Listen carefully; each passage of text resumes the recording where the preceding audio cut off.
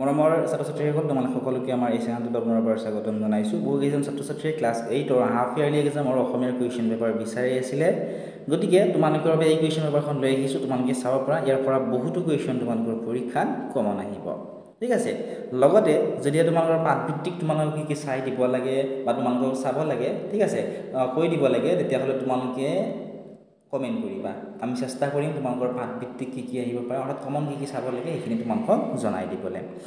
এই কুৱেশ্যন পেপাৰসমূহ তোমালোকে আমাৰ এপত পাবা উত্তৰৰ সৈতে। যিসকল ছাত্ৰ-ছাত্ৰীয়ে আমাৰ এপটো ডাউনলোড কৰা নাই, এতিয়া ডেছক্ৰিপশ্যনত দিয়া লিংকত ক্লিক কৰি আমাৰ এপটো ডাউনলোড কৰিলে তাত তোমালোকে কুৱেশ্যন পেপাৰসমূহৰ লগতে কুৱেশ্যন আনচাৰসমূহো পাবা।